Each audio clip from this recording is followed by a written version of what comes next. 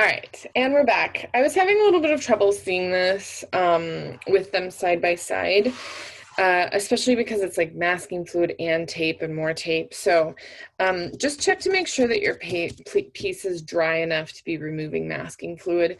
If you have a square, these are specifically designed to pick up masking fluid. This is a great tool where you can just run it over the top of your piece and start to pick up all of that good stuff here. Look at all this. This is totally going to change the piece here. And if you don't have this guy, then take a white plastic eraser and you're just going to do the same thing. And you're just going to remove out any of that masking fluid, and it makes this kind of gummy mess. And you just want to make sure you're not getting that in your paints. And so I'm going to switch so you can watch me just remove it this way. And I'm going to have so much more of the white of my paper than I did before, and hopefully I'm going to be able to see some really fun kind of scratchy textures and some really nice bright whites against some true darker blues. Let's see here. Oh my gosh, I have so much tree that's still available for painting. Okay, well, I think that's probably a sign of the times, because I think it's those trees that are really going to solidify the look of this piece. Oh my gosh, I love this really crazy frozen lake down here, and I'm really interested in some of these textures that I've gotten in here. Okay, can you see them?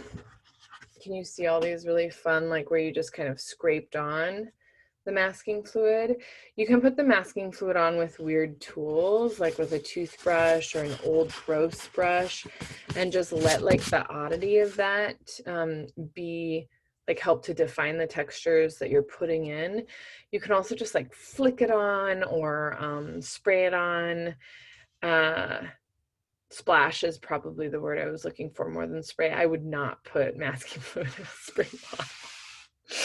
All right, let's take two things. Let's take a dark green and an indigo and just finish this up. So I'm gonna switch to a smaller brush so that I just have like a little bit more control.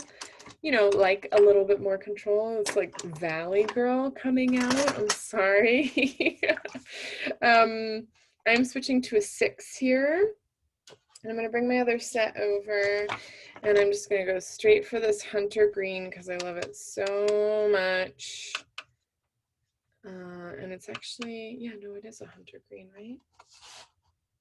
No, it is a hooker's green. I always think this is a hunter green.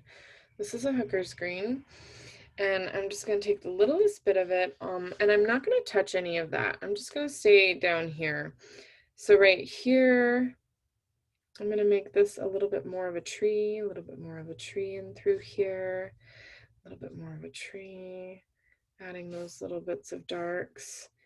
And anywhere where you see a little bit of dark and you want to just add in the tiniest bit, you can. This guy, it's like we put masking fluid all the way up and I didn't even know it. So here's a little branch. Here's a little branch. He's got some good stuff going on there. Okay. And then this runs into this tree right here. And I'm just going to stay really nice and dark and low on the bottom here and just kind of tap these guys through and tap them through all the way through here, all the way through here. There we go. Boom, we have a little tree. And let's do it down here too. Let's keep that. We're just gonna bring in those really nice little bits of dark through here. Here we go, there's a nice dark. There's a little bit of a trunk right there. And if you're like, well, the trunk isn't green, you're just looking at value, right? You're just looking at value. How can I press that value a little bit further, push it just a little bit farther. There's my tree. I've got another one. I'm growing trees over here. That's what I'm doing. Maybe you can even put one in the background there to help define the edges of the white around here, go a little bit darker against them. Oh yeah, there we go. Getting a little bit of that dark in between and around that snow. And this one I'm gonna go even darker on these beautiful trunks, and then kind of let some really little branches kind of piece out through here.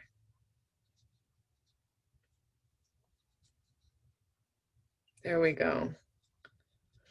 And then I'm getting that dark green on the bottom. On the bottom, on the bottom, on the bottom. Oh, I really like this little guy. He's coming together. You're just negative painting a little bit along there.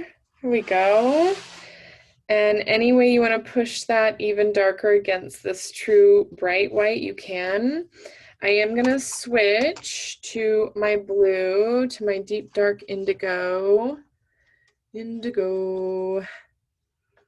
I'm just going to take that, and what I'm going to do is I'm going to go along this line here where the ice and the water line meet, and I'm going to make this super heavy, nice dark through here.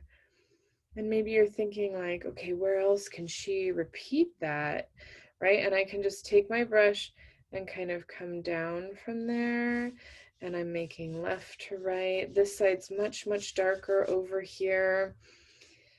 I'm going to take it right up against this as well and make some really good, nice darks over on this side. Add a little bit of water in there. Let it do what it will do. Taking a little bit of this out along here against that crisp, bright white, pulling it back.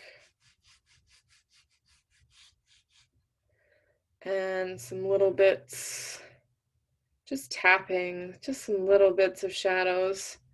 I mean, just the tiniest little bits of darks down there, and a couple right along here. You're just sort of stuttering your brush along, making this good shadow up and in through there.